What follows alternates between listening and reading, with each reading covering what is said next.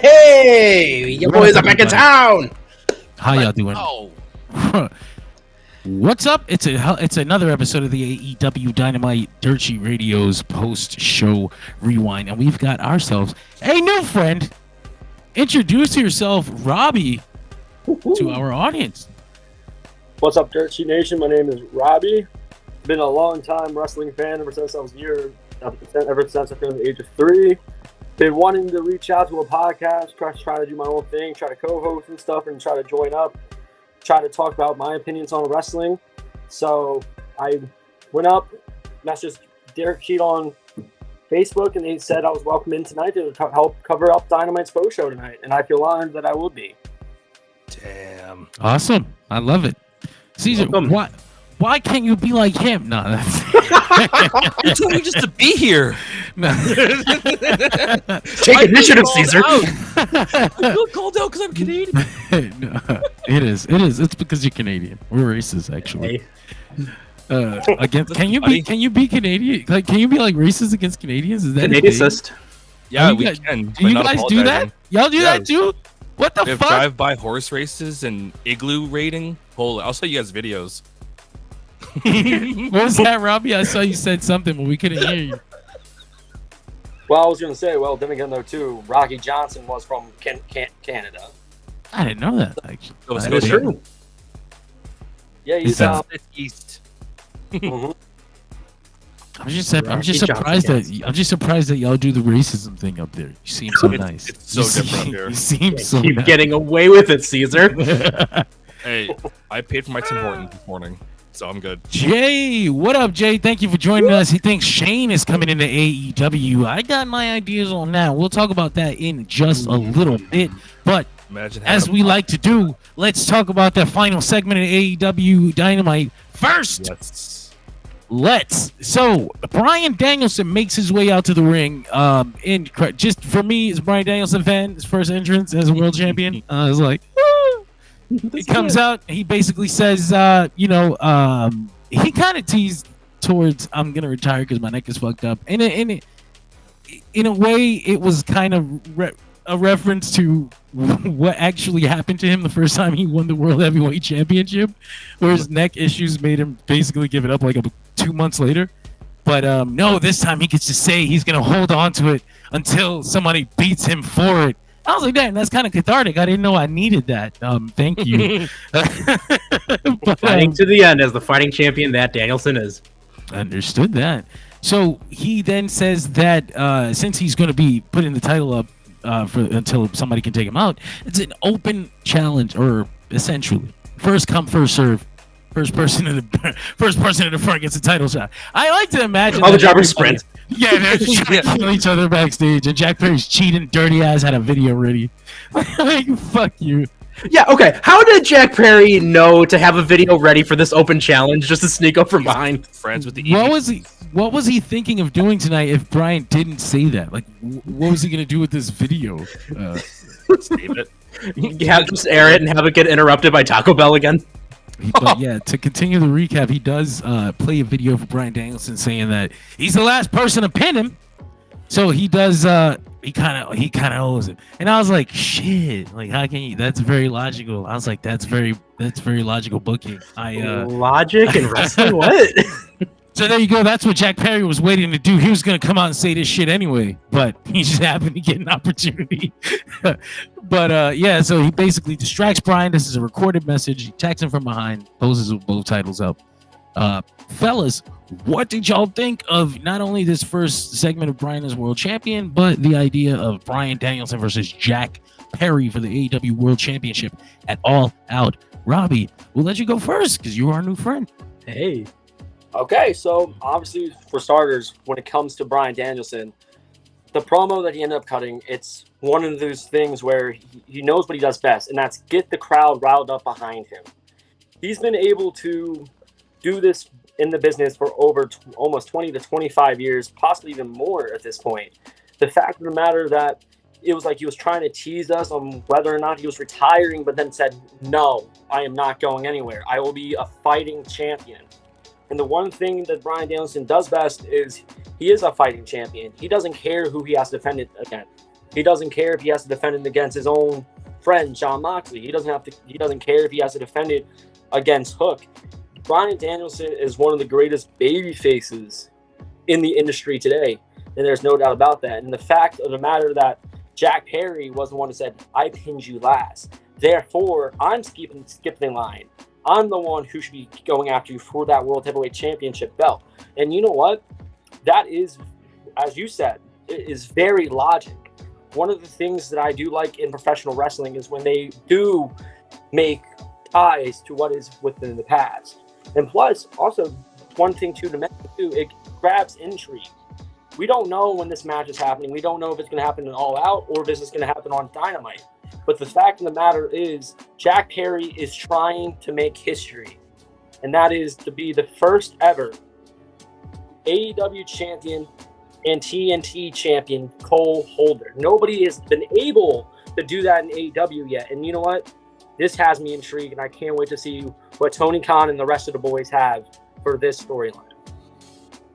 Caesar, what did you think, my friend? Well, it was awesome, as you guys were saying, to see Danielson come out and wield the belt like a true champion, get the big, entrance finally. Yes. Secondly, I was looking at the photos and watching the episode. Does the belt look a little different, or is it just the belt like the strap?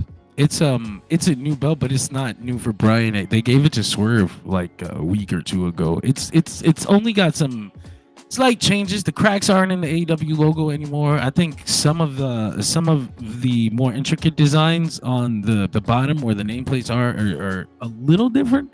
And I only know that because I'm a big ass belt mark. And So but, it's essentially like an update, we'll call it. It's like the eighth version of the AEW World Championship so far. It's the same belt though. I mean, you say like it's 8 versions, but yeah, V8. V8 truck references. But yeah, the promo itself, the segment, that was awesome to see. He had his thing.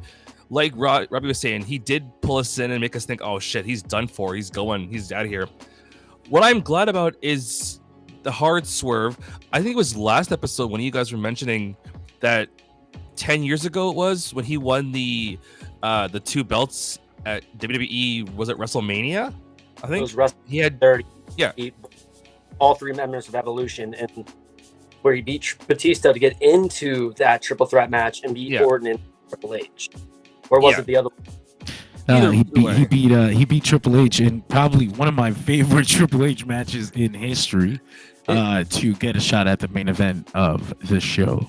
It's just funny the way Triple H ties himself into everything like that, but it's a conversation for another day. Yeah, so to get the whole point of what I'm getting at is it's cool how it's going. I am very intrigued because last time I saw Danielson was way back, but in regards to him and Jack Perry, I gotta say it easily, Jack Perry's not taking it. I don't know when the match is, but no way in hell he's taking it. Yeah, that's kind of why it's okay. It's even more like, even if I didn't like Jack Perry, even if I was like, no, I hate Jack Perry, it's 2 weeks before All Out. It's like a small mini feud leading to a pay-per-view. It's not like the next few months leading to Wrestle Dream in October. So I don't got no real problem with that. You figure he has actually a few opponents lined up already too. He's got Darby at Grand Slam. He's got Christian whenever he decides to cash that in. Christian can show up on Dynamite and do the thing for all we know. Christian can show up at All Out. Yeah, I guess this thing he can cash it in wherever he wants, like a Money in the Bank thing. I guess. Is Christian wasn't on the show tonight? We didn't see him at all. No, he's hiding again. That's what he's up in the rafters. Very sneaky. Yeah. He's got that what he wants on. He's gonna hold on to it. They showed the replay, but they didn't show any of the patriarchy. It's funny as hell. We'll see. We'll see what happens with Christian. I'm more wondering.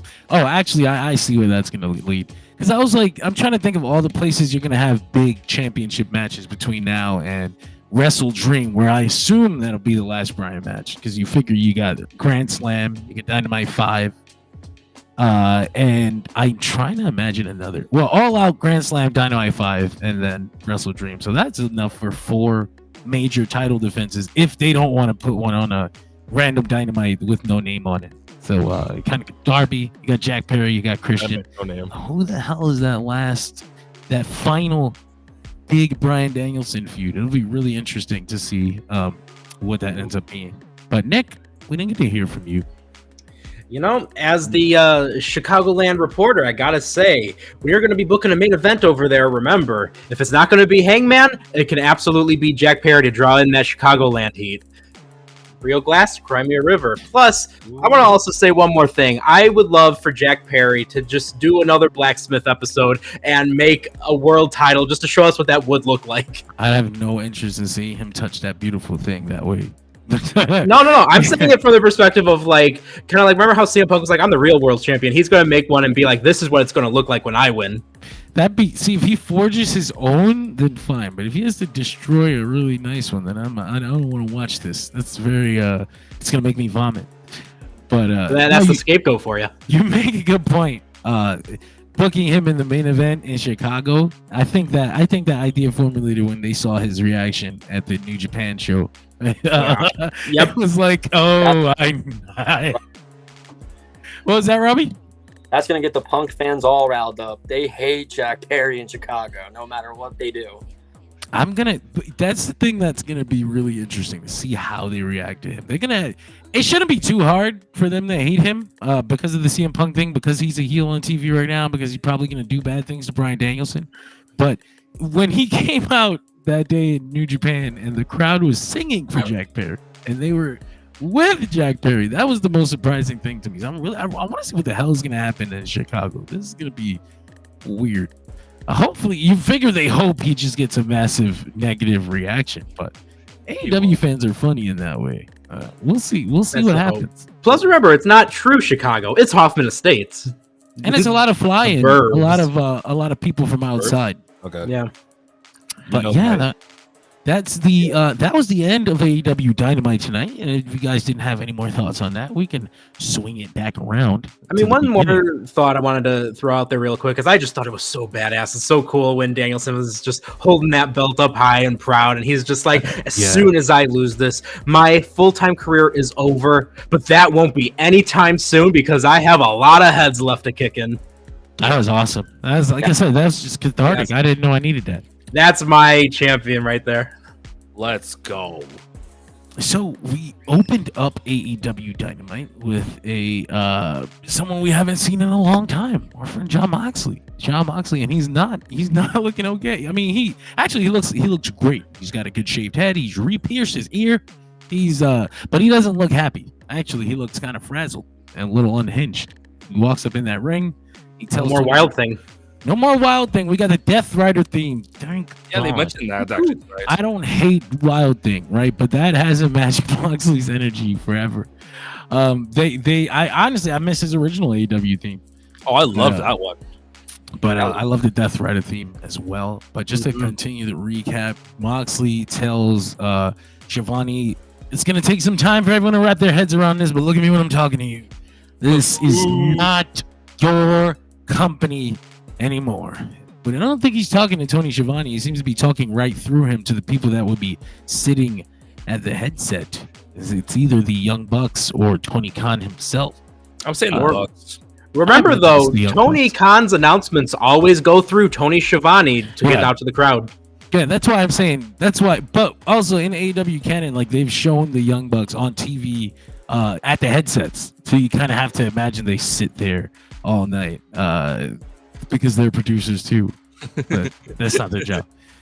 But yeah, so Moxley also says he's here to have a conversation, a little tete-a-tete with someone who isn't in the building tonight, Darby Allin. Darby, I was like, Moxley, they tried to kill him yesterday. You probably should have. You should have watched the show. You would have known that. He was in a casket, Moxley. He's already dead. I flew all the way to Chicago for no fucking reason. Well, you should have watched. You should have watched the show. But yeah, Darby is not here, so he walks out. And just to bring up what happens later with the Moxley thing, right now, because might as well. Marina Shafir also joins Jon Moxley here. She's looking great, by the way. She's jacked. I didn't recognize her. Buddy. What's that, Robbie? You keep cutting out. I'm sorry. Oh, I was saying just judo throwing everybody out in sight. That was great. She looked great. Part A of lot me, of our local indie wrestlers out this way. my initial reaction was like, what are we doing here? But I remembered Moxley had been training with Shafir, particularly for months now. He's taken her under his wing like a pet project. And we kind of thought she might end up in BCC because of that. But it looks like they're going a whole different direction. I'm really intrigued. Just to give my thoughts on this really fast before I hand it off to you guys. This wait, what is going on in the comments? There's a coup happening to overthrow. Mac's just stirring the pot, isn't he? Mac is trying to throw me off the fucking seat here. Mac has been funding it. I don't mind. Listen to me, Mac. Just to talk about what happened here. The AEW was about to change the whole world championship design to this fucking design that had where the AEW logo is now. It'd be like a sticker, a box. The box version of the logo, and it looked fucking horrible. I hated it. That would have broken my heart. So I'm the one who helped leak that damn picture out on Jersey Radio, just because I was like, man, if everybody else sees this thing, maybe together a negative reaction would help them change their mind. Lo and behold, they went side plates and kept the main plate. So we did what we could, Mac. What else? What else could you say? But yeah, the whole Moxley crew, I'm really intrigued, particularly because he stepped right up and claimed that he was going to take the company over. But he's placing himself right at the top of the card again. It'll be really interesting to see where this goes. Nick, what did you think of this? Man, I love this. I couldn't stop posting enough about this whenever it would happen with Moxley doing his thing or Shafir coming out and just ending all of our local independent guys in Chicago. Like, I absolutely enjoyed watching this. And this is the first time since probably the storyline with, you know, who are these guys attacking Jay White and the Acclaimed and who's the devil, that I'm really like, what is going on here? You know, and I love just how ambiguous this is. And we lost Robbie. He got taken out by Moxley and Shafir. But yeah, I love just how, like I said, ambiguous this is. I love just the potential that is here and all the different theories that people are coming up with. It's been great. I am so happy with what's going on. And this is the first time in a while, like I said, that I can't wait to see more of what's to come. He's still breathing, it looks like. Caesar, what did you think of this? And whatever's going on with Moxley. So when it comes to pro wrestling, you know, as fans, we make all these speculations on what the hell's going on. I know when I saw Moxley, I was like, okay, where's he been for the past while? And my mind started racing. What's he been doing? Where's he been hiding? What's he been up to? All this kind of stuff. But then when it came to the whole Marina Shafir thing, my brain was like, okay, we got to sit down and figure this shit out. What the hell are they cooking up? So I'm just waiting now. I'm not making any theories. I'm just going to sit back and just wait. That's all I got. So a lot of the fan base had been wondering if maybe Shane McMahon was going to get involved, particularly because Moxley told whoever it is that he was talking to, it's not your company anymore. I don't know if he meant it that literally. I think he just kind of meant like, we're taking this shit over, you know? Like, I'm going to be world champion again. So which kind of makes me hope we're going to get one last Bryan versus Mox. Considering that's how BCC started. Yep. Bring that full circle. Actually, we talked about how there might only be 4 to 5 defenses, but we've got many weeks where we can get Bryan in a lot of final matches. Basically, have a true final countdown tour here. That's what they need called. They would have to reuse it because they took that from Ring of Honor. Ring of Honor did it when he left the WWE. Hey, they got access to that. They can call it that. They do own it. They do own everything now. Dudes, I just had this thought shoot into my brain all of a sudden. Everyone's talking about Shane McMahon. Anyone talking about Hurt Syndicate? Yeah, but you know, I would not want to see Hurt Syndicate combined with this because I feel like that's two potential big things to have on the show that you would be combining to one, and you're almost wasting it. Like, if money wise, it's 2 streams of revenue that turn into one. But that's funny. We're watching Robbie try to adjust. I wonder if he can come in. Are you good to go? Maybe. That is a stretched image. That boy stretched. Leave it like that. Just leave it. Like he's up against Danielson. That's incredible. Technical difficulties. Max saying you want a war, and I'm just flashing back to every episode of Reliving the War. And again, like that's what I dig though, is those big stables with all the big stars in it. Like I love that idea. I do want to know what he has to say to Darby, particularly beyond just joining the crew. Just kind of, he mentioned like this. He's not exactly like me, but he is very much like me, and I think I want to know more of what he means by that. And I really want to see how story wise he tries to talk Darby into joining his crew beyond just I think you're cool. Yeah. Did you hear one of the drunk college students in the crowd being like, "What does that mean?" Yeah, I heard that. I heard something like that too. That one kid that was really offended when I think when Mariah called the town piss warm beer. And he's just like, "How dare you?" Like, I mean, it is Champaign, Illinois, so there's truth there. I actually have a question about that arena. How many seats was that place? Just out of curiosity. A lot more than Let's see. Nailed it. Online. Robbie, leave it like that. Hey, It was all Kevin Dunn, man. he can't keep getting away with it. We need more camera shake though, Robbie. Can you give us some more camera? Zoom and wobble is what it's called. Yeah. He's getting hit. He's going for the top rope. This is part of the hazing to beat you into the gang.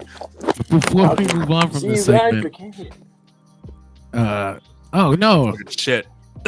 You're upside down. you're upside What down. if we're upside down? You got upside down. Everyone in Anyway. the chat do this. Everyone in the chat, turn him around. No. All right, we're all gonna flip with him. That's our boy now. We'll flip. Actually, we'll all flip. We'll flip our streams upside down, and we'll all He do goes it. upside down. We will too. Like, this is braining. Oh my god. Yo, I was just saying though, they were in the home of the Orange Crush fighting Illini. They had a lot of drunk college students in that crowd, and even if they didn't fill up the capacity, drunk college towns are always one of the best places to have a wrestling show. 100%, 1,000% actually. Back. Joe Gentiles is coming off their huge pay-per-view. This show sucked. I actually disagree heavily, Yeah. if only because Right. this felt like exactly the kind of show you want after a big story culminating pay-per-view. You get new storylines, intriguing questions, And brand Robbie. new directions for rivalries, and continuations to everything that happened at the pay-per-view. I thought they hit it on the head. I was down with the episode too, honestly. I it was really great. liked it. It was David, everything it needed to be. what's up, brother? Thank you Hey. for joining us. I hope everything is well. Max says this episode was a reset. I imagine he meant episode. He's like, no, I didn't. Show, yeah, he did. Yeah, he did. He meant show. I agree with him on that one. But yeah, so I was gonna ask Robbie what he Not thought even about know. this, but I guess we'll move on and we'll ask him when he's ready to get back in here. He's excited. He's doing his best, and that's what we care about. Sponsors, they help us out a lot, don't they? They do, especially NordVPN. They help us hide our porn habits from our internet service providers. Our Windows 95 search history. Elliot, Elliot, I what's up? gotta agree with you right now. He basically says, "What are you talking about? This show was a fire." The episode was agree. 9 out of 5. Even if you don't like Jack Perry, and like let's say you didn't like the final segment because that's who was revealed as the next world title contender, the rest of the episode was fucking awesome. So like, I don't know. One Hey, thing. it's different to different strokes for different people's vaginas. You know, stroking. Is that the saying? I feel like It that's is the now. You just made it Yeah. that. You're on Dirt Sheet Radio. John made it first. No, listen, I don't want to. Well, that actually did happen, but I don't want to make it that kind of thing. I just think like this is exactly the kind of show you'd want after a pay-per-view. So even if WWE was, I'd want them to have this kind of show after a pay-per-view. So Yeah. Go to the next one. I want to say too. Did anyone else think that when Moxley didn't leave and he turned back over to Tony Schiavone, he was gonna jump him? Yes. I thought from the get he was gonna give a DDT. From the I was fucking waiting for one. beginning of the episode, or from Because- the beginning of the promo. Did it not look also like Tony Schiavone was bracing for that as well? I mean, Because he was scared. You see, Yeah, Right. he shit himself standing Tony Schiavone on this episode was just so tremendous, and I think we need a huge shout out to Tony for all the work he does for them. there. I always want to shout him out. He's fucking great. Oh He yeah, needs to be on this show with us. So we follow this up with Tomohiro Ishii versus Big Tom. Hangman Adam Page. Pitbull. Oh boy, this is great. This All right, was Nick and Blur. excellent. yes, I'm in blur mode. They beat the shit out of each other. Drink whatever I want. No one can tell what it is. The entire match, they smoked each other. This spot particularly, Hangman hits Ishii with a DDT on the apron and spikes him, and he just sticks like a Dude. nail. There was like 3 of those. It's okay. He doesn't have a neck. You can't break Doesn't it. have a neck. How can you break that which you do not have?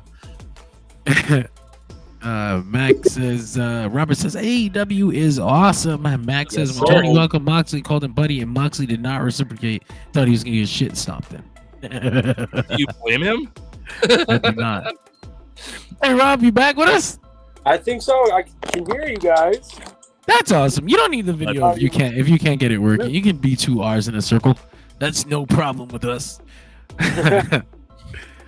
Okay. Did you what did you think of this Hangman versus Tomohiro Ishii match?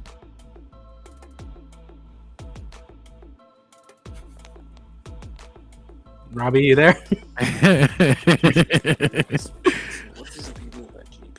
It's okay. All Nick, what did you think of the match? Yo, you know what? I thought this was a great match to open up the show with, and I don't think a lot of people saw just how amazing it is that we are able to have Hangman Page versus Big Tom on AEW Dynamite. And plus, too, I'll accept any reason to have the Stone Pitbull appearing on programs, period. I mean, he's literally a legend of the sport. And I want to talk about the Deadeye Big Tom hit on Hangman. Oh, man. Right on the shoulder. Off the buckshot, which is cool as hell. The reversal off the buckshot into his own dead shot, which scary as fuck. I thought he killed Hangman. Yeah, and the counters are like that ended either his neck or his shoulder. That was something fierce. They were smoking each other with these elbows. They were. It was great. It was everything I would have wanted this match to be.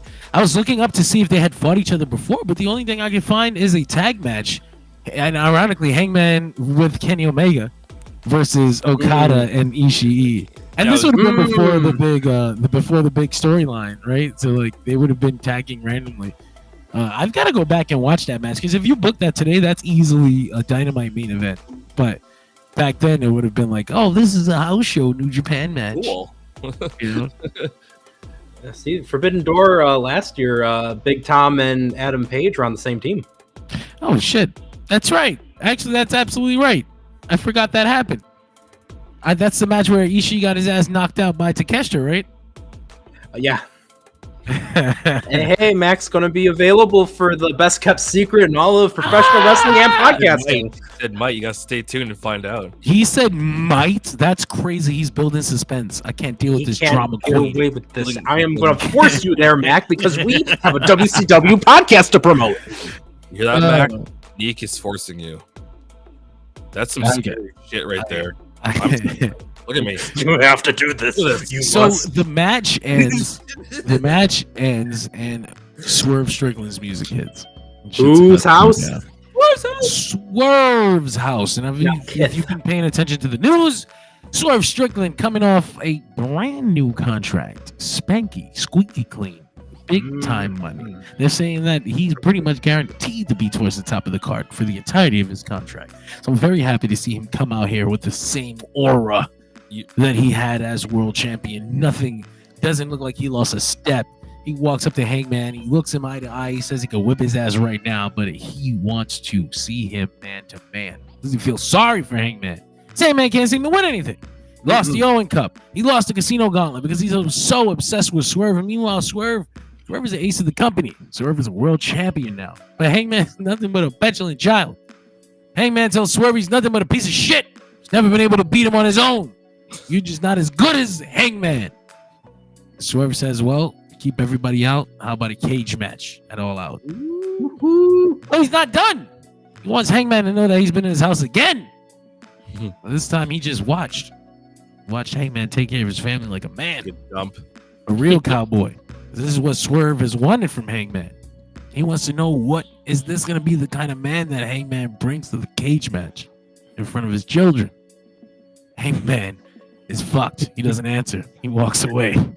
This was awesome. How's it? God damn. Remember that amazing line of, instead of trying to burn me down, your career is going to be the one going up in flames. It wasn't just the lines, even though there were so many good ones. It wasn't just Swerve's performance, even though it was on fire. It was the story being told. Like, God, Hangman not having anything to say and walking away makes me feel like this character took what Swerve had to say seriously right now, and he's got some things to think about. Why do I feel like we're going to bring back to like the beer drinking cowboy again too for all this? Please. Yeah, you gotta have something like that in there. I'm not gonna make it to the sorry, Mac.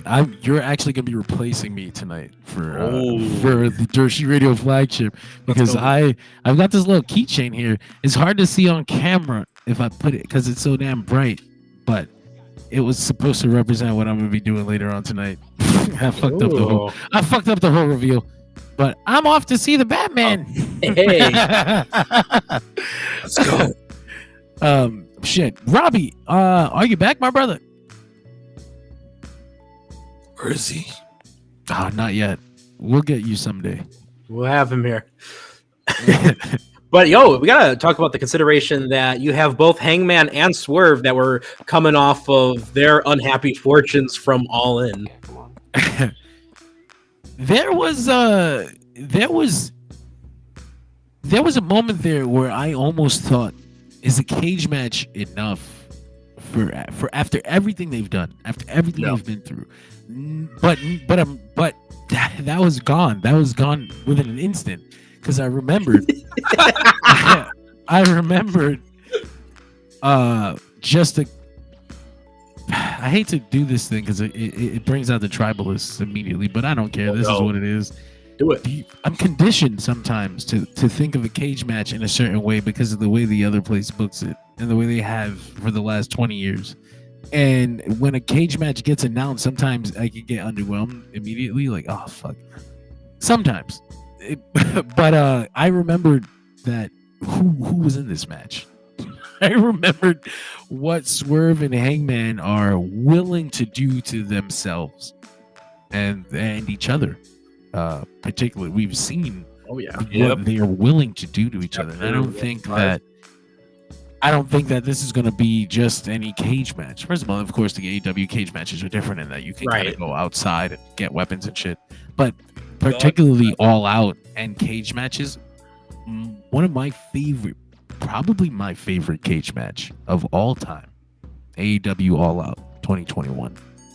Young Bucks versus Lucha Bros. Oh yeah. Oh, I remember that one. I love Hangman. Man. This is it. In my freaking place right now and messing with my feed right now. It's like freaking Monday Night Raw all over again. Hey, but you're back now. He's here. That's what's up. No, but I was just saying that the cage match at All Out has an opportunity to add to the legacy of cage matches at All Out. The Young Bucks versus the Lucha Bros, hands down, one of my favorite cage match of all time. I think that Hangman and Swerve are capable of surpassing that. I think they're easily capable of surpassing that with a whole different kind of brutality and violence. I'm just like, damn, this is gonna be shit. Oh yeah, that sadistic side of Swerve is gonna awaken in this cage match again, and we're gonna be seeing a sadistic cowboy as well. I guarantee it. I love Hangman. I love Hangman. So my favorite AEW guys, one of them. And I know that he has to lose this match narratively. It's the only thing that makes sense. He can't win this. He's too fucked up in his brain. He's lost himself again, but not in alcohol. This time he's lost himself in rage. It's really cool. This character has these problems, these nuanced emotional issues that he can go through and then come out the other side, a new version of himself. And that's kind of what I want to see here.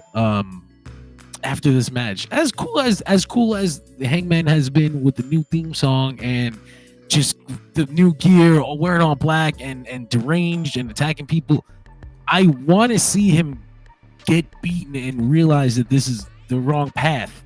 You know, like I would like to see him get that emotional character growth.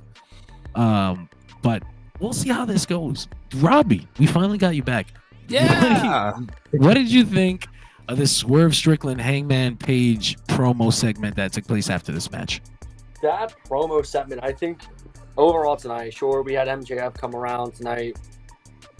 I felt like tonight that was the best promo of the night for sure. Because there was something that Hangman did point out in that promo, and that is, you are never a true world champion. You are not a real world champion, nor will you ever be. And that is coming to the fact of the matter of it. Hangman is a former AEW world champion. Yeah, sure, Swerve might be. But what Hangman's trying to tell him is, you can't beat me by yourself. You're not able to beat me. So bringing your point that there's no way that Hangman should win this match, that's where I have to agree with you. The Swerve has to prove that he can beat Hangman all by himself, with no help of Prince Nana, no help of Brian Cage or on any other lackeys that have helped him in the past beat Hangman, or even in that draw. That is where that can also get under Swerve's skin. And the fact that Swerve even said, you know, that night after that pay-per-view, I believe he said wasn't it All In last year? What pay-per-view I think it was Full Gear where they almost killed each other. Yeah. But yeah. I figured. He said that night after, I went to your house and then I saw you walking your pregnant wife out, that you're going to be a father for a second time. That was when I knew I had to stop chasing you. Then I had to go put my focus on the AEW championship. And then he said, I feel sorry for you because you're so obsessed with me while I'm going out here gaining my success. The fact that you're obsessed with me, this is why you're being held back in this company. And that has to end. I feel like at All Out in this steel cage match, this has to be the payoff between the two. It has to end one way or another, and I think it has to be Swerve on top. Yeah, 100%. I agree with that. Caesar, what did you think of this segment? Honestly, Swerve seems like the kind of guy who would burn a house down and walk out casually. You might have had a point. Nanti, it might have been Revolution. You're right. Like, Are we talking about the Texas Death Match? That was Full Gear. It was, right? We'll see. That was Full Gear, yeah. Revolution was triple threat where Hangman was like, I'd rather tap out than see Swerve. Yeah. But yeah, like Swerve seems like the kind of guy who he'd burn a whole house down and just walk out casually and be like, "Oh, that? What about it?" And it scares the shit out of me. So like the way he's talking to Hangman in all this whole promo is, dare we say the word, disturbing? It is. He's so calm. This is why I love Swerve, is just the fact that he means every single thing he says, which is a very lost art in professional wrestling. Honestly, like, you could go through the history of wrestling promos. This is why Jake the Snake Roberts will always be one of the absolute best, because he will say something, he doesn't have to yell it. You believe every single word that comes out of his mouth, and I think the same exact thing for Swerve Strickland. What was that, Robbie? I see it. You got cut off there. One thing he's done on Jake is he's very soft-spoken. He makes that point. He doesn't have to yell. Swerve does the same thing. And also, I do want to add in the point, too, of what the commentators were saying during Hangman's match against Tomohiro. And that is, ever since a Swerve went into his house near his children, he looks out to the crowd like he has to protect his own children. And you can see that in front of Hangman ever since, that it's been psychologically scarring. Very similar to Undertaker and Kane story, where when Kane first unmasked, he thought there were scars all over his face. Maybe that's what's been wrong with Hangman's mind as his character, is ever since that Swerve had come into my house and broke in and essentially put the life and safety of my family and my children, I have to get revenge one way or another. And I feel like that is where Hangman is at this point. Dude, you just made me think of something. At All In, Hangman didn't attack until Swerve threatened Bree and the kids. So I think that did something that triggers the Hangman right there. I want to say I think Hangman next week needs to get some type of not just I don't think he needs to just attack Swerve and then stand tall. I think he needs some type of he needs a promo that makes him seem right in a way. Like he needs a promo that grays kind of muddies the line here because Swerve did break into this man's house. Like he did, like these things he stalks him. Happened. He stalked him again. Like, when he didn't have to. Like I need Hangman to come back next week with something. Like I had to think about it, but I do have something to say. Like and something that matters because he is gonna lose on at that pay-per-view. And just as one last opportunity to remind the people how and why he is so fucked up right now, I think would be really important. But yeah, shit, we might as well move on to the next segment. Before we move on real quick, I want to throw out there, did you guys notice they're having a stare down and right in the middle there's the fan that puts up the sign that says, "Give us more Layla Gray." I didn't see that. I missed that. Wow. I don't have the screenshot, unfortunately. That I was did fun. see that sign a few times tonight, though. Also, Brian Cage joins an elite group of himself and Colt Cabana in being guys who are not around all too much, but constantly get referred to in different important moments in AEW history. Is he? Oh, that's right. He was in the den. He gets a cameo by word tonight. Still doesn't get paid.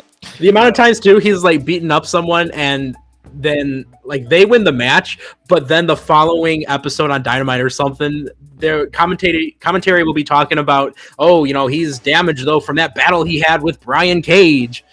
That's what Brian Cage is. He's just a dude that damages dudes, but never wins because he always does too many moves. I always say, Brian Cage, if you would just pin someone 2 minutes sooner, he might actually win a match. Flex afterwards. Just finisher, and then they roll me up. Fuck! How'd that happen? This keeps happening to me. So we followed that up with Jamie Hayter having her first match on AEW television in over a year. And she destroys Harley Cameron. Thank you. Smokes her with this fucking finisher clothesline that she has. And it looks like she'll be fighting Saraya at the pay-per-view. Please. Fellas, what did y'all think? Nick, what'd you think of this situation? You know what? Match-wise, wasn't the greatest. I think about that one. Was it like Harley was trying to go for something like a sliced bread and then completely failed it? She's really bad, bro. But I do want to say, like, the power for Jamie Hayter to catch her and keep her up following that was what really, I think, kind of saved that in a way. But this was everything it needed to be of just Jamie Hayter killing Harley and getting one step closer to taking on Saraya. I'm glad, like, and people are probably bothered that Jamie Hayter's in this Saraya Harley Cameron thing right now when she's like, Jamie fucking Hayter, what are we doing? But I'm glad this is gonna get this Saraya Outcast thing out of the way in 2 weeks. It's just like logic again. 2 weeks, all out 2 weeks from now. Just get it right out the way, and then we'll get Jamie Hayter into something cooler on the other side of the pay-per-view. I'm cool with that. Robbie, what'd you think? I think that was the way to go. As Nick said, it was basically not their greatest match, but you had to put Jamie Hayter over in the situation. It is her return back to Dynamite. You got to build her and Saraya up because that is one thing too. You can't just have Jamie Hayter come back and then forget about what Saraya did there months ago. Mm-hmm. We have to have Saraya versus Hayter no matter what, and I feel like they're going in the right direction on this. I don't have much to say on the topic as much as what we've hit so far, but I'm excited to see where Tony Khan and the creative group is going to go next with Hayter and Saraya. Agreed. Caesar, you had any thoughts on this Jamie Hayter match or the direction? I'm just glad to see Jamie back. That's the easy way of explaining it. I agree. Max says Harley's very pretty, but that's all she should be doing. Tay Mello is cleared, so she won't be needed much in ring anymore. Ooh. I agree with that, but also Harley. Sometimes we just need people to lose. Like sometimes you need a fall girl, and you don't want Tay Conti to be in that spot for sure. So I agree. I think as much as Harley isn't the best wrestler in ring performer, she does her job, which is be annoying and get pinned. She's not bad at it. So we followed that segment up with MJF coming out. He's got tape on his neck. The Tiger Driver 91 paralyzed him. In Can't feel mourning. his toes. A lot. He's in mourning. That's right. He's got the black graphic and this black scarf. All dark. He's so He's in gray tones. He comes out and he denounces his American citizenship. And people weren't there for him. Can I clarify something? What's that? We're not accepting him up here. We're full. Understandable. I think he's. I think the Long Island people set him up. But he says they weren't there to help him beat Ospreay. He's not done with Ospreay. He'll see him again someday when he thinks he's going to get the biggest moment of his career. MJF will be there. I kind of want them to follow up on that, and in a long time from now, so that I can be like, he really fucking did it. So we can say long-term storytelling. Long term. But yeah, he talks about how his ring was stolen, and he's been saying this for a little while now, for a few days since the pay-per-view weekend. He called it a lawless country in the UK, saying that that's where he lost his ring. So his ring is stolen, his belt is gone, and now his neck is injured. And but if he ever sees Daniel Garcia again, and of course, he gets attacked by Daniel Garcia immediately. It's really funny how long they let this brawl go on. I don't know if I would say it's too long, because I thought it was funny that they kind of had like physical storytelling in a brawl segment where Daniel Garcia is desperately trying to hit a pile driver off this turnbuckle and like over and over and trying for like 5 to 10 minutes before Get his payback. yeah, before the other security guards and Christopher Daniels came in. Which I think is the funniest way to stop someone from doing, like, because he's a wrestler, he knows the physics of a pile driver, so he just kind of shoves Daniel Garcia back up on the turnbuckle. Like, stop it. No. At this point, too, in my notes, I wrote down Cheesecake's new security strategy is just to sacrifice endless security guards until the wrestlers get too tired. Send out the first wave. I'm sending wave after wave of my own men at them. Like Zap Brannigan. For something to do. Garcia grabs the mic and he says, I stole the damn ring. I pawned it to get a flight to London so I can ruin your life, because ruining his life is his life. Ruining MJF's life is Daniel Garcia's fetish. No king shaming. MJF versus Daniel Garcia is on for AEW All Out. And I think that the result of this match is going to let us know if Daniel Garcia is a sports entertainer or a professional wrestler. You know what else he is? He's a great baseball pitcher. That's right. He fucking launched that mic. He pressed circle in 2K. He's been practicing. Nick, what'd you think? Oh my gosh, my man. I love this segment so much. Just everything about it was everything that I think those brawl segments need to have, because not only were they just killing the security guards per usual, but you had those elements of, again, Garcia's just desperately trying to get his payback, because like that's the whole reason he's here for. And MJF is just upset. He's in mourning. I love the way he wakes up the drunk college crowd is saying that, you know, he's got a headache. And in my notes, I even wrote in parentheses, I understand how bad a migraine could be. Caesar, what did you think? I'm surprised not MJF, Garcia didn't hit with the microphone, because that was a long bomb. I don't know how far this is from the ring to the ramp, but that was an awesome throw. And I'm more surprised it's not a stipulation on the match going into All Out. Like, not even like a lights out kind of idea, maybe. It's better not to, honestly. They just announced a Chicago street fight, which I actually forgot to mention. Willow Nightingale kind of in a promo, she challenged Chris Statlander to do a Chicago street fight. Then they announced a cage match. I would have been like, okay, now we're doing too much. And then like, and now we are got a lights out match. I was like, what is this, WWE Extreme Rules? Like, yeah, no, Extreme Rules doesn't have any Extreme Rules matches though. Right? Hey, they do host Extreme Rules in the Chicagoland area a lot. That's true. So, but I was definitely like, okay, I'm okay with this being a regular match. They'll beat the shit out of it. It'll be great. Also, Robbie, what? Oh no, what to say, Caesar? Also, side note, there's a video floating around of Mina Shirakawa doing Daniel Garcia's dance. I'll have to posted in the group you chat. link me that. You That's mentioned Mina For Shirakawa. research purposes. You mentioned Mina in a video going around, and I'm like, why? Where is he going with this? We're doing Daniel Garcia's dance. The connection, the Garcia. Anyway, It's worth it. But Robbie, Max says those microphones, from everything I've heard, are thousands of dollars. No, they are. Big budget production microphones are thousands of dollars. They're not this thing. it's just the holder that's $1,000. All right, take the case off. God, 3D print another one. No. Robbie, what'd you think of this segment?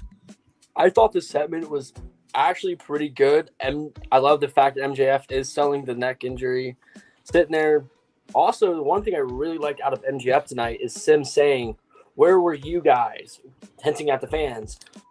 When I lost my title, you guys turned your backs on me. I've tried nothing for a year but to be good for you, but I get nothing in return. And that's one thing I will take away from that promo. And the funny thing is, he says he wants to denounce his American citizenship, but Full. White Plain, Long Island, New York is in America. That's okay. So- We'll just saw it off. Just let it float away. Well, I think everyone's okay with that. But the one thing I liked about it was as soon as he started to talk about Daniel, that's when Daniel chose his attack. He knew that at some point MJF was going to talk about him, so he came in, beat the hell out of him. I honestly wanted to see the pile driver right off the turnbuckle. It would have been storytelling since MJF did that to him, and that's what caused him to be injured. And essentially him saying, like, yeah, I stole your diamond ring, but I pawned it off in Buffalo, New York. New York is a state there that MJF talks nothing but praise to. Hearing him say that gets under the skin. But on the touch on the microphone throw, that actually reminded me a lot of Stone Cold when he was throwing microphones at Vince McMahon from the top of the stage ramp on Raw. But otherwise, Daniel has to go over in this match at all out. He has to get that revenge from MJF. Now, do I think that's what AEW is going to do? Probably not. They probably do want to get MJF back into the international title picture. But overall, great segment. I honestly don't see MJF back in the international title picture. I think they're gonna move on with him.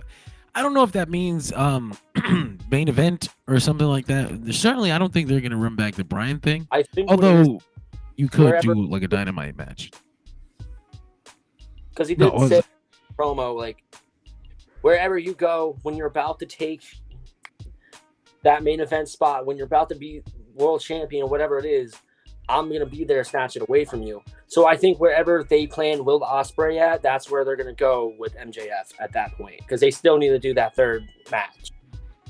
I'm really interested in the results of this match, though, if only because I want to know where the hell Daniel Garcia is going next. Yeah, I hope he fucking stays in AEW, but I can see how enticing it is to go be the face of a new on a new network. Like, if he was to leave now, he'd be there just in time to premiere on fucking CW network on NXT, and he'd be a big goddamn deal. And I bet you that it'd be a lot more entertaining to have a belt on Daniel Garcia than fucking Ethan Page right now. You could show up as their Lex Luger on Nitro, you know? I don't know. I'm sorry. I don't want to shit on Ethan Page at all, but it's just, that was the weirdest move to me, and it doesn't seem to be paying off. But we'll see. I don't want to talk about that. We're on an AEW show. NXT show, right? Yeah. This is black and gold. Max says he doesn't like the fact that they teased the Tiger Driver and Will not doing it, only for MJF to come back 3 days later. He should have been out for 2 weeks. So now you have a pay-per-view in the Chicago area that you need to sell, but come on. I would simply say that MJF has a stronger neck than the other people who've taken it, because he's MJF. He is jacked, to be fair. He is stupid jacked. He's got a massive fucking neck. He took that Tiger Driver. Yeah, Steve, that was disgusting. I loved it. I loved it. I love the idea that, like, he's just been working out his neck so much in the chance that he did get hit by the Tiger Driver.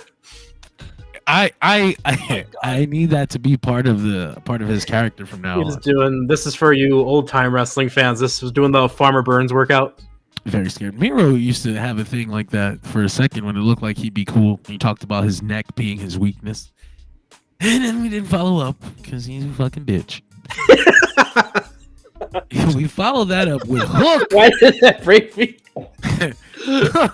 Hook, Orange Cassidy, Kyle O'Reilly, and Mark Briscoe. I love Shivani always being like, "There's the signal." It's Hook! They defeated Chris Jericho, Big Bill, Brian Keith, and Roderick Strong. I surprisingly didn't hate this match. I was like, okay, it was fun. I'm having a lot of fun with this. Hook chokes Roderick Strong out, and Roderick had the rope break like justifiably, and right. Aubrey didn't see it. So you know what the worst part about that was? Aubrey literally looked and they captured it on camera. She did see it. I was gonna say she didn't see it, but she did see it. Did you guys notice the Roddy giving a tribute to Sid when he came out? I did. I missed it. Yeah, he came out and is just like, "Who's the man?" Oh man, that's awesome. I fucking missed it. But what'd you guys think of this match? I guess we'll and Roderick Strong going after Hook for the FTW championship. Nick, you go first. All right. You know what? This match, like you said, John, like wasn't expecting much from this, but it was so much fun. And again, I look to Big Bill cleaning house and the whole drunk college crowd being like, yeah, every time he would kill another person. Like, no matter what, we've seen the last several weeks in particular, Big Bill is a big star for AEW. At least he's rising up there. And I think there's going to be a whole lot more coming his way, and I was really excited about this. I also want to point out Bounty Hunter Bryan Keith, one of only a handful of guys in AEW who were able to catch the orange punch. Oh shit, I missed that. That orange punch is deadly. It is, and Bryan Keith, the Bounty Hunter, was trained for. He caught it and countered it. I love that. Max says Mark needs to stop calling Ishii Big Tom. I think you came to the wrong place for that. Big Tom. Big Tom. Robbie, what'd you think? As you guys said, I actually enjoyed this 8-man tag team match. Usually on weekly shows, as a wrestling fan, I don't enjoy seeing much 8-man tag team matches on a weekly show, but it was pretty entertaining. The one thing I did like was that Jericho was coming into this match saying that Orange Cassidy still owes him $7,000 for the suit that he ripped in the Orange Mimosa match. But overall, it was a great match. I love the fact they're going to do Hook versus Roddy Strong. Roderick Strong is definitely one of the most athletic guys they have on that roster. We've seen what he did in WWE with the Undisputed Era. We've seen what he did with Diamond Mine. But the one thing I will say about Roderick Strong and the Undisputed, that I believe is Undisputed Elite. Was it Undisputed Elite or Undisputed Kingdom? Kingdom, yeah. The one I can't stand is he's not coming out to End of Heartache by Killswitch. Yeah, I agree with that. Great song. Love I it. was so disappointed at during the fucking All In show, and he came out to the Kingdom song. Like, fuck. Like, fuck. But Hook and Roderick could be a great match. I love the fact that they are at least giving Hook new challengers for the FTW title. Even though I do oh my gosh. give up that FTW championship and do something else, probably like a TNT title shot or international title shot. But overall, and mentioning what Nick said about Big Bill is looking absolutely outstanding. He's definitely in the best shape of his life right now. He's moving a lot quicker than he did in WWE. They are building a big star out of Big Bill, just like they did with Sammy Guevara. I have noticed they choose at least one person or two people to really build on when they ally themselves with Jericho. We've seen it with the Inner Circle. We've seen it with the Jericho Appreciation Society and Daniel Garcia. Now I'm hoping that's what they're doing here with Big Bill with the Learning Tree. But overall, the match ended perfectly fine. I loved how it was. And the only thing is, I hated that finish. Strong's foot was under that damn rope. What is Aubrey Edwards doing? As a referee, you should be looking to see if there's a foot under that damn rope. And the senior official at that. Exactly. Paul Turner would not stand for this. Come on. Rick Knox would never. But we didn't have any more thoughts about that match. I will move on to the main event of the evening. Mariah May comes out to celebrate Yes. her AEW Women's World Championship win. She's wearing a little robe because she had teased online that she would do a naked championship celebration. That was if she won the title, and she came out and she tells Champagne that they will not get a championship celebration because this town sucks, and it's called Champagne, but it should be called Piss Warm Beer. So she says she's gonna give them a little glamour, and Mariah May, being ever the tease that she is, gives them just a taste. Yep. And then puts it away. no more for you. Tony, don't look. Lois was watching. She was fucking Tony. She was fucking with Tony. Tony was selling that shit perfectly. I thought this was great. This was perfect. This works so well for Mariah. And there's gonna be people I already know. There's gonna be people that are like, we're setting the women's division back. You see, we can't be doing this. And I'm like, the major factor that you're not thinking of is Mariah May is doing this because she wants to. It's partly her idea. She's involved in the creative. It's not some bright-eyed, doe-eyed 19-year-old girl joining the company, not knowing what's going on, and telling them you're gonna be stripping on TV tonight. Trust me, they're gonna love it. You're gonna love it. Shit. We're really gonna love it, boss. On top of that, Mariah May, she fucking rocks as a wrestler. Goddamn it! They can do all this sexy shit, and then when the bell rings, she's physical. She fucking goes hard. She doesn't lay any feather shots. Like, she's dropping people. Like, it's incredible. I love Mariah. I'll take a punch for the team. I wanted to say something too. I was talking with Mama Laraco about this, and she brought up a good, kind of reminiscent sort of point. Do you guys remember when Mean Gene Okerlund in WCW in the mid '90s would be interviewing the Four Horsemen, and women would constantly be hanging on him? I think that was definitely kind of shades of that when women would hang up on Mean Gene. When she was hanging on Tony Schiavone. I feel like Schiavone takes a lot of inspiration from late era Mean Gene. Yeah. I love that. I love that so much. He's great. I know. I know Tony's doing his shtick as the announcer, but do you guys think he was selling, or was he actually being shaky? It's not hard to sell that when this beautiful woman who probably smells like a field of strawberries is next to you, and you're like, "Hi." She's whispering in my ear. I don't think it was that he was nervous about Mariah. He was nervous about when he goes home and Lois talks to him. His wife is gonna kick his ass. I feel like she could literally stand beside him and whisper ingredients, and he'd be like. David mentions his problem with Big Bill, or his belief is that he's not going to get a serious singles push because he's big, and AEW doesn't know how to or has no interest in pushing big people. I think there's definitely that's valid, because I look at Hobbs, I look at Wardlow, Lance Archer, I look at Wardlow, and it never seems to work for them. I think go ahead, Robbie. What was that? Brian Cage. Brian Cage. Although Brian Cage is funny as hell. They definitely should be. All the time he's been here, he should have been utilized a lot better. But yeah, that's a good point. We'll see though. We'll see. Max is that bald-headed oaf. Mean Gene. But yeah, no. What did you guys think of this Mariah May segment? Oh, you want an actual opinion? Oh. Yes. Anybody in the chat who says it was bad? I can't imagine. Nick, you have any specific thoughts on this? Again, you know what? Even just beyond, the pretty lady aspect of it, for me in particular, I just, again, was so thrilled to see the reference to Woman and Mean Gene. Huge shout out there. 100%.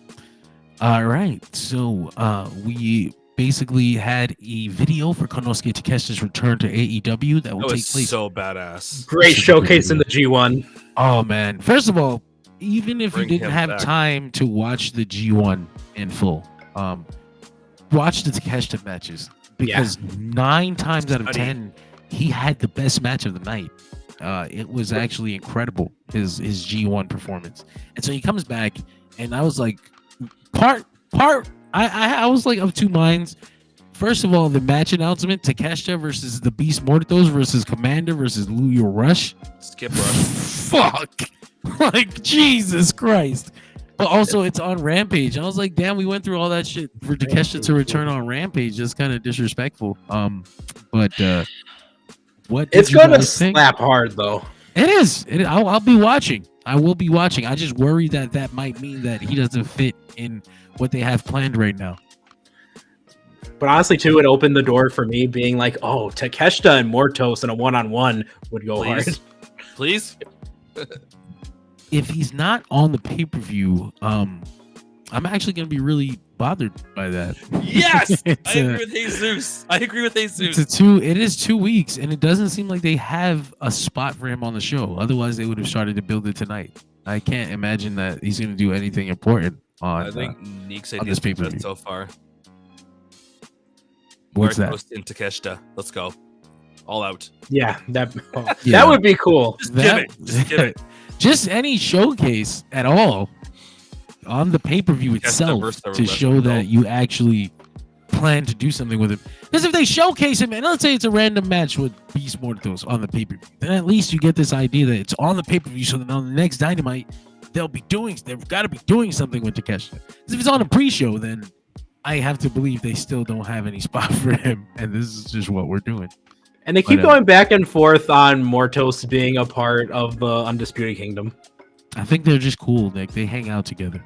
You don't have a Mortos a little beast, horny dude in your squad. That's what you're here for. Isn't that me? That's why I hang out with you, John. That's why I love you. And kick. Hey, Sue says Ishii versus Takeshita. Damn, that's a good one. Actually, I've been wanting to see that ever since Ishii got that slap fuck out at the pay-per-view. Boom!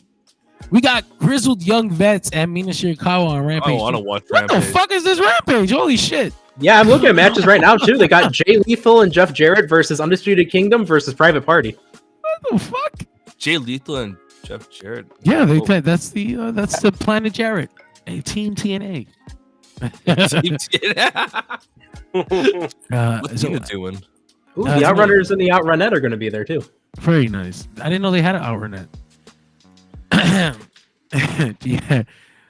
Darius says, I love wrestling. Unfortunately, I'm in Ghana. Can you give me some wrestling items and games? I would simply say do a lot of research into torrents, and you'll thank me later. Mac is just barking for Matt Taven. Matt Taven cast, let's go. Matt Taven. We got Grizzly. Yeah, all right. So follow that segment up with Ricochet's debut in AEW on AEW Dynamite. Ricochet versus Kyle Fletcher. And he went out there, and this was essentially a full-on showcase for Ricochet to do all of the things they weren't letting him do on Raw. He's like, I can do all the flips. His Contron saying out of this world. He was having a lot of fun out there, and I was having fun watching him. But I was really intrigued because he beats Kyle Fletcher. He uses a Vertigo driver. This is spins into a driver. Ospreay comes out, and it's funny because they're telling this story like he's fiending to fight Ricochet. Like he's not even thinking about nothing. He's got title. He's got contenders. He's got a championship on. You know, like he's not even thinking. He's just fiending to fight Ricochet. And Pac is like, nah. Comes out, Poison Rana on the ramp, tells Ricochet that little Ospreay here forgot that he's got some business to take care of, but welcome to AEW and get your ass in the back of the line. As soon as Pac came out, it's just having these three guys involved in the same segment just made me like, I'm excited. Fuck! These people are here. Like we're gonna get Pac versus Ricochet again for the first time in like Dragon Gate style, baby. Holy shit! What is it? 14 years? 10 years? Yeah, like 12 years. I can't wait. Those are the matches. that I used to WrestleMania. watch sort of out of context because I didn't get to follow Dragon Gate. I would just get clip matches, and they would put Japanese Dragon Gate matches on the Dragon Gate USA DVDs. I specifically remember Ricochet versus Pac being on the 2011 Enter the Dragon DVD as an extra. Fucking love that match. I cannot wait to see that rematch on American soil. Yeah, that was what honestly started getting me into like Pac and Ricochet got me into like Dragon Gate and Chikara. And that was back when everyone used to think Ricochet was just a skinny white boy. He was. Oh my god. Honestly, That was an era. If you don't know what I'm talking about, look up Ricochet in the early years. remember they used to say he looked like Sasha Banks. That is the thing. That was the thing because he used to have long hair, but it was like It was long and silky. It was kind of silky. Yeah, Silky. it was a funny. You had to be there. You had to be there. Right. Yeah, I gotta say, with this match was crazy because I even wrote my notes. There's 5% body fat between these two wrestlers. Probably. Those guys look great. Probably even less between all four. Fletcher, Ricochet, Pac, and Ospreay. They're all just there. no- Like they Probably none of five. them out of the four men. The last burger eaten out of the four of them was 5 years ago by one person, and it was Only like one bite. Pac on a post WWE show where you couldn't get anything else. So They're it like- doesn't count. Just look at him. There's even more abs now. What happened? But there was like two things I wrote down about this. Number one, I guarantee that this match was the biggest segment that was the draw for the female audience of the night.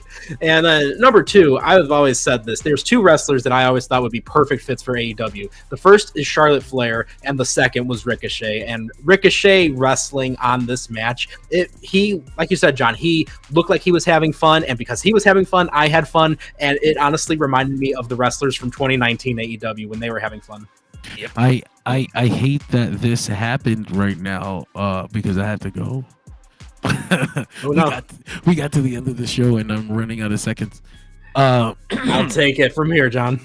Well, just to close it off, because we did get to the end of Dynamite at least, I'm really excited for the future. This small 2-week space in between All Out and All In, I know it's gone next year, but it's such an interesting time because you kind of have to go, and there's no time to bullshit. Like the pay-per-view just finished, we get right into it. That's half a carb too much. He will be doing 68 sit-ups to work off that. Compensate that. But yeah, no. I love this episode of Dynamite. I cannot wait for next week to see the go home to All Out. That's cool. It's really cool. Is anyone next week? No, I don't like this new. I don't like that this is where we are with AEW. Actually, one of the things I used to be really proud of with them is that they used to always have next week's Dynamite laid out this week. So you just knew for a whole week everything that was gonna happen. Now Tony's fucking writing that shit as it goes, and fucking matches don't get announced until throughout the week on social media. The day of. So, you know, Vince McMahon style. Rip the script up in the afternoon. But no, it's not that bad yet. Shit. But I will get out of here, and I will let Nick and Robbie and Caesar. Oh, I guess not Robbie. We lost him again. He heard you're leaving, and he's out of here too. He got upset. He's like, I'm out. Nick, look out for Robbie outside of the door. And I love you all, you beautiful viewers. Thank you. Enjoy the show tonight. Thank you. I'm gonna go off to go catch the Batman in theaters again with the Penguin clip attached, but I'm really just going to go get that fucking bucket. Oh yeah, I will be getting that bat signal bucket. You guys have a good night. See you, Neil. All right. There we go. He gave us a little smooch. Sir Robbie, are you back yet, sir? Are you here? Where's Rachel? Let's see here. Where is it? Who won tonight's match, Ricochet I mean, or Ospreay? What's happening? It's official. Robbie's budget went down the drain. Anyways, Robbie, thoughts on the match, buddy? what do you think of the match? Answer me. All right, Batman, go and drink some orange juice. Okay. Great for a main event. Oh yeah. You guys hear me, by the way? Yeah, we can hear you. Awesome. So basically, for me, with the match, that was main event level. You can definitely see that already. Tony Khan is already starting to understand Ricochet style a lot more than what WWE did.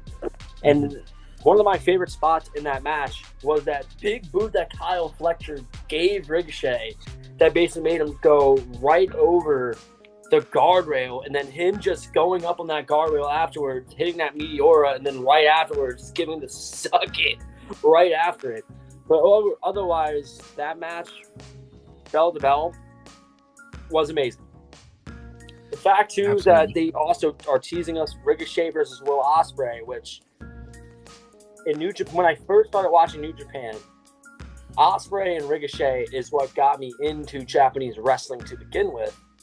And also got me on to both sides. Seeing them doing that rematch on American soil too, just like how Nick was saying about the Dragon Gate stuff between Pac and Ricochet too, that we're also going to finally get to see that too unfold on American soil.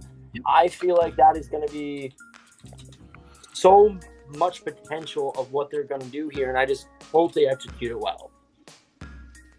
For sure. And one of the things, too, that I was completely thinking about was, not just the aspect of Ricochet versus Ospreay and then Ricochet versus Pac and Pac versus Ospreay. But then, remember, Pac's got some buddies now. He's teaming up with Claudio. He's teaming up with Yuta. Yuta's, a young gun, and he might not always be the greatest, but he can still go in the ring, right? And I'm just thinking of the potential with, like, Ricochet and Ospreay teaming up to take on Claudio and Yuta, or them teaming up to take on Claudio and Pac. Like, all these combinations are absolutely going to slap. And like, if Chad, if you guys remember, like, the SmackDown 6, when we had, like, was it Benoit, Angle, Edge, Mysterio, and the Guerreros, AEW is going to basically be getting that, it seems, where we just got a bunch of guys that can just go. And speaking of fun matches too, I actually can't wait to see Adam Copeland take on Ricochet when Copeland comes back from injury. That's a fun one. Any reason in particular you're looking forward to that, or just two great names going at it? Forward to that is just the mesh of styles too, and plus, also Spear. That he is. I feel like if Ricochet actually was to beat Copeland, that can really project his career in not just in AEW, but of all the professional wrestling too. It's just one of those things now where Adam now has something new to add on to his list before he retires, and I just. Obviously, me being an Edge head, per se, I do have bias when it comes to Edge, or Adam Copeland. Don't hate me, AEW fans, on that one. But oh no, otherwise, there's just an endless of new possibilities. As what Nick was saying, you got a lot of things. You got Ricochet versus MJF. You got Ricochet taking on Christian Cage somewhere down the line. Ricochet versus Darby Allin. It's just a whole bunch of endless possibilities, and I'm just happy to see that Ricochet is now happy. Absolutely. Well, at this point, we have gotten through. Oh my gosh, Mac just brought something up very much. I would love to see this Ricochet versus Takeshita. Yes, for sure. That would be great. For sure. I've always been a fan of the idea of Ricochet and hologram. That's gonna slap. But so at this point, we are now on. We got through AEW Dynamite, and we are on the segment of the night. Fellas, we are going to be going over whatever we think was that ideal segment that really made us go, that's actually a really good one. I'm just going to cut the whole thing off right now and say the Mariah segment. Don't at me. I'm just saying that now. That's it. There we go. There we go. The Mariah segment powered by Delphin Pod shows. Exactly. Go check out Dirt Sheet Radio. That's the most important of the Delphin Pod shows, of course. But then you also got the Major Issues podcast and a lot of other fantastic shows, such as Countdown to Infinity. And you can even go check out some of the ones. They have some shows that, might not be making new episodes, but they're perfectly awesome. They're historically aligned with whatever it was they're talking about. So even if it's a few years old, go check it out. And again, check out Dirt Sheet Radio, the flagship show. We've been doing that for, 3 or 4 years now. So even some of the older episodes, we've had people, if we don't put an episode up on a new week, they go back and they listen to it. And it's fun to be able to relive and see how far we've come from back then into now. So all that to say, it is time for the segment of the night. Robbie, are you there? Because I would love to, as our newbie here, hear what your segment of the night is, since we already got Caesar's. All right. So for me, for the segment of the night, it's obviously, for me, it's gonna have to be Swerve and Hangman. I felt like though that segment there stole the night. Sure, Jericho and Big Bill, they were cutting some good promos too earlier on the night. Sure, you had MJF, but for me, it's Hangman and Swerve is setting the tone for All Out. And because of that, I feel like that should be main eventing All Out. So, honestly, to me, the best segment of the night, Swerve and Hangman, hands down. For sure. Well, on my end, I gotta say that yeah, Caesar, of course, throwing out the Mariah May. Man's doubling down on this.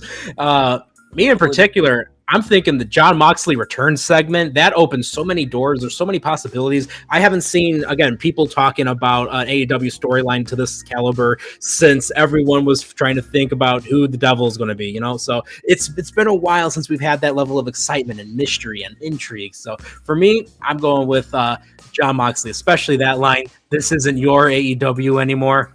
There's so much to this, and I'm really excited for that. But we go from the segment of the night to what our match of the night is. The match of the night powered by monk.com. That is monq.com. Hey, when you go to that website right now, you're going to get your own personal aromatherapy diffusers. They are 0 nicotine diffusers. You can get some relaxation and focus in there. Looks like a vape, but guess what? It is so much more. It is not that, but hey, you can even get ones with CBD in there. A lot of people use it for personal aromatherapy, or they themselves will use it to quit smoking. Yes, Caesar, are you using monk.com right now? Obviously. I was gonna make a really bad joke right there, but I'm like, no, I want to get not for the sponsors. So when you go to monk.com, you will use promo code DSR10. That is DSR10 to get 10% off your purchase of Monk today. All right, match of the night. Usually we do this in the reverse order, and unfortunately, I left off the last one. So my match of the night, honestly, I have to go with that 8-man tag. It was so much fun, and everything about it was great. It was a good showcase for all the guys in it. And again, you see how big of a star Big Bill is. It's always fun seeing Roddy and Jericho, and I thought it was really fun to see those two working together. And how can you not love Mark Briscoe? I mean, come on, he is without a doubt a guy that steals the show time and time again. All right, but let's go back into it. Caesar. This is my match tonight, but this is my adding to your thing. Yeah. One, Mark Briscoe, whatever he's taking, can I have some? I have my own energy, but when especially in the morning, right? When he goes, my word of the day, and he just goes off, you're like, okay, everyone shut up for a minute. This is gonna be fire. Secondly, I wanted to say this earlier, but when everyone gets going, it's kind of hard to hop in. Could you see Jericho taking a back seat and letting Big Bill and Bryan Keith cook? Or is it just me? Bryan Keith was definitely cooking, I have to say. I'm not saying like get injured and stay off TV kind of Jericho. I'm just saying like, walk in suits like an asshole and just be like, "Hi guys," that kind of thing, and let the other two, shine. Just shine. Yeah. I mean, look at this match in particular. I think this was definitely an example of what can be accomplished with that. Because again, Big Bill came off as a huge star, a huge destroyer, and again, just love him. Exactly. And Bounty Hunter, one of only a handful of people to catch the orange punch. There's something there. There's I'll let you go first. I'll let Robbie go first. All right, Robbie. What's your match of the night, buddy? My match of the night, honestly, I honestly going to pick the main event. It was a great showing for the debut on Dynamite for Ricochet. I felt like it was very fast-paced. Ricochet didn't look like he missed a step at all. Kyle Fletcher and him styles blended so well. It just basically gives me high hopes for what Tony Khan is going to be able to do for Ricochet and be able to also showcase what Kyle Fletcher can do. We've already seen Kyle Fletcher, Will Ospreay, and I just want to see Tony Khan keep putting these two in the spotlight because honestly, I didn't think Ricochet's debut tonight was going to be in the main event. But honestly, they tore the house. I think we might have lost Robbie's audio there. Robbie, still there? Yeah, I'm still there. I just finished my thought. Okay. All right, Caesar, match of the night. All right, I'm going to get called a mega simp or some shit like that for this episode's picks. Only because she's back and, she's back. Jamie Hayter. Right on. All right, everybody in the chat, start saying simp. I don't care if you guys call me that. I've had Mac yell at me about other stuff in the chat, so it's a very Mac thing to do. I'll take the bullet. I have. That's why we love Mac. Yes, sir. There you go. We got it in the chat, fellas. Let's go. Matt Taven sucks. Mac bringing up a good point though. Mac says, if you told me 7 years ago that Big Cass would be the one still around from his WWE tag team, and actually going pretty strong, not being made fun of on the internet. And honestly, too, like, dare I say, he's had such a rise in the amount of progress this guy has made alone, be it in the ring or be it on his, like, his body and his well-being. It's awesome to see, and I really hope to see a lot more of that. I hope you and say too. I hope at some point we do see Enzo in AEW. I love. No, that's a controversial opinion. I know. Where's the kick button? I just really did love how they were as a tag team together. I know with everything that happened in the past, but for some odd reason, I just always will associate Enzo and Big Cass or Big Bill together. Hopefully, at some point, maybe there's going to be forgiveness down in the line, but who knows what happens. Everybody has a controversial opinion, so. But I hope that doesn't get kicked off the show, though. No, I don't think so. But you know what would happen if you did get kicked off the show? We would have to call you the Jobber of the Night. Jobber of the Night is powered by comicbookclick.com. Hey, when you go to that website, you check it out, you're going to be getting your access of course, wrestling news. This is a wrestling show. Did you realize that? You're going to be having wrestling news. There's comic book news. There's pop culture news. And guess what? With all of that stuff, of course, you can get access to the Dirt Sheet Radio Show and the archive of all of the episodes from the last several years. And the same thing, too, with the Major Issues podcast. Actually, speaking of the flagship Dirt Sheet Radio Show, I just saw John and Greg on the most recent episode of Major Issues with Dirt Sheet Radio OG George Serrano. So again, go check that out and go visit comicbookclick.com. All right, fellas, who is our Jobber of the Night? Who ended the last round? Was it Robbie? I believe so. All right, who's your Jobber of the Night, my man? Automatically, it's going to be Harley Cameron. Automatically. It was just, as you guys, we were pointing out earlier, it's just Harley Cameron. It just feels like she doesn't have what it takes in the ring just yet. It feels just like CJ Perry or Lana at first when she came into the ring. I think Harley Cameron can actually do a match. CJ can't. Valid. To be completely honest. Fair. But obviously, to be fair, she's only been there for not that long, so maybe eventually she'll be coming out of this Jobber of the Night for me. But honestly, she did have the worst show in the match with Jamie Hayter. She didn't perform that well, so therefore I just felt like she was the Jobber of the Night.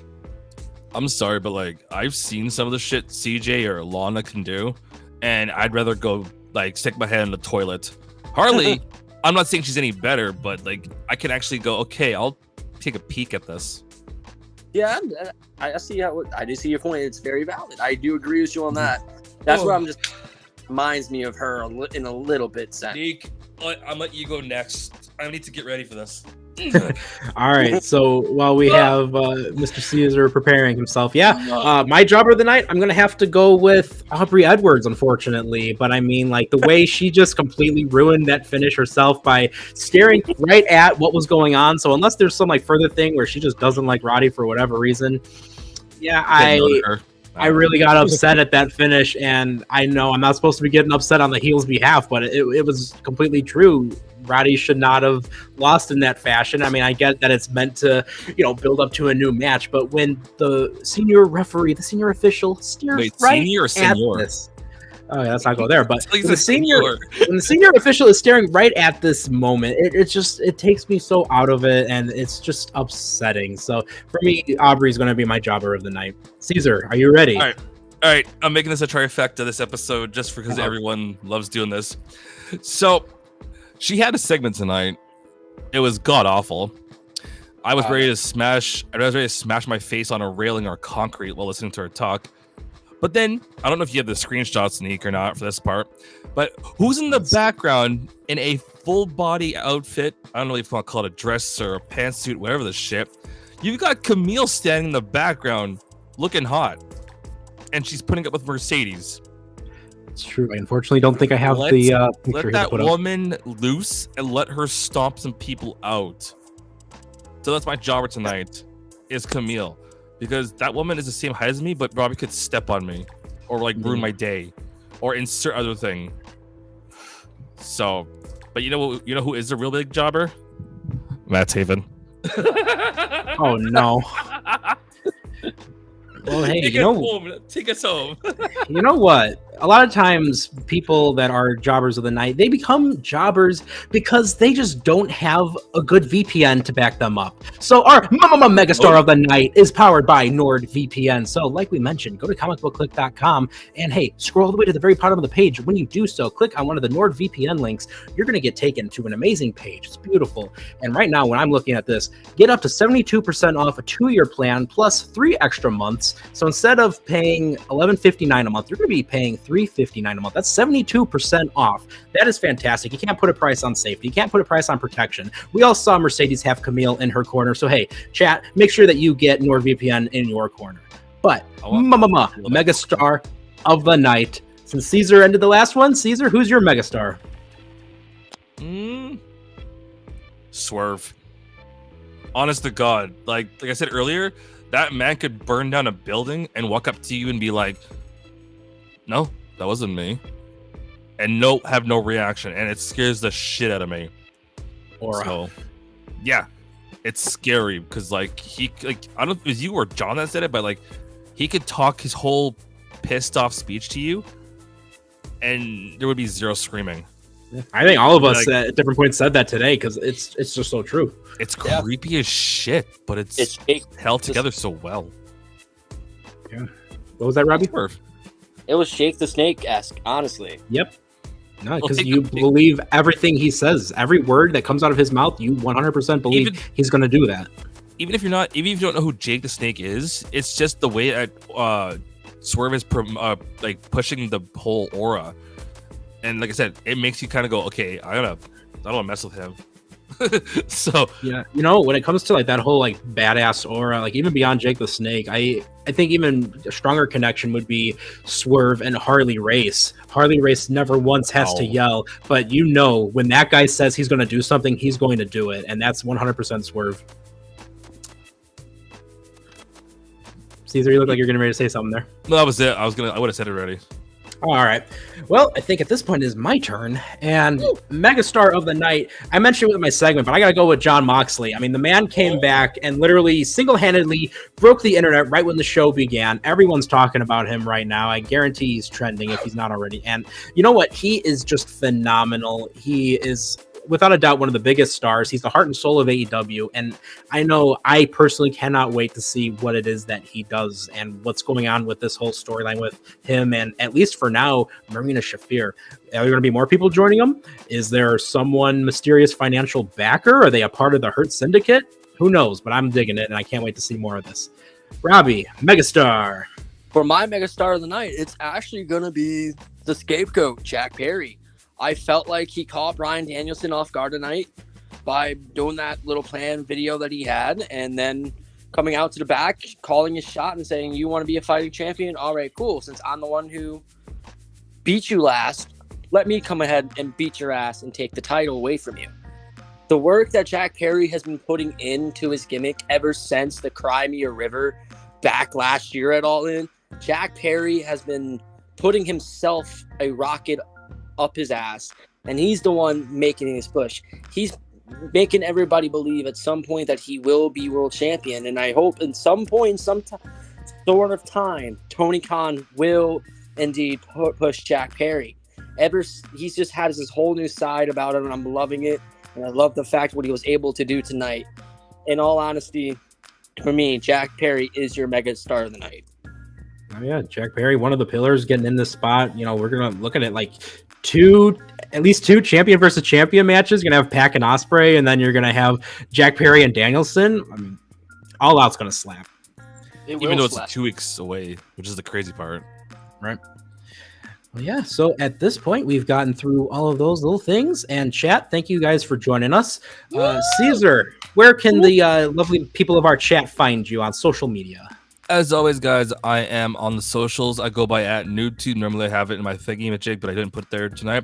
I named them all off, but there are way too many to name. As always, you can see me on the Monday Night Raw with the boys, Tyler and CJ, and usually John likes to creep in and hang out. And then on the Wednesday, hanging out with this gentleman right here. If you don't know him by now, you should learn who he is. and of course John, and then I see Robbie's here too, so we've got a fourth. You guys should come hang out with us every Wednesday. But enough about that. You two can take it from here, and I will sit back and listen. All right, Robbie, can everyone reach you on social media? Let us know. Yes, they can actually. You guys can reach me over on Instagram with Rourke. I think it's either 1 or 2 underscores Rob 2001, and also you guys can check me out on Facebook with my first name, which is Robert, last name Rourke, spelled Roark. I don't have an X because I refuse to get one yet. But of course, otherwise, yeah, understandable. That one. But yeah, well, I am Neek Dynamite on here, but if you follow the Dirt Sheet Radio social medias, which you absolutely should, we're on literally everywhere throughout where you find any social media platforms. One of the names will probably spot on there, sharing different things, including some of the videos with John Moxley and Marina Shafir. I go by Nick LaRocco on social media, so hey, if you see me on there, give me some likes, share my stuff, and of course, give me a follow, and feel free to reach out too. I love to talk with you guys. And as always, like I mentioned, Dirt Sheet Radio, we are everywhere, and we are always on. Caesar just mentioned it. You know, we have the Dirt Sheet Radio Monday Night Raw recap. That can sometimes be a tongue twister itself. And then Tuesday night, of course, NXT. Hey, you are here. You are here on Wednesday nights for the AEW Dynamite show, of course. Guess what? At midnight, we're going to have the best kept secret in all of podcasting and wrestling. Ooh, what is we're going to have what is it? The flagship Dirt Sheet Radio podcast. See that guy in the center, John Escudero? He's going to be missing, so we're going to replace him tonight with Mac. I've seen him in the comments. Absolutely. Mac and I were talking about doing a WCW show in the near future, so keep an eye out for that. And of course, Thursdays gives us TNA Impact. I'm going to also be a part of the SmackDown recap alongside Mac, John, and some of our other friends and co-hosts. Of course, on Sundays, we're going to have CJ and Tyler's NXT Level Up Adventure. It's worth it. It absolutely is. And on top of that, we're going to be seeing some of our main guys on there with the 3NT Wrestling Show. Go and check that out. We need that graphic for ourselves. Yeah, we got to get those up there. But yeah, for myself, Nick LaRocco, for John Escudero, for Caesar, for Robbie, hey, thank you for joining us. You guys are awesome. Chat, thank you. Have a great night.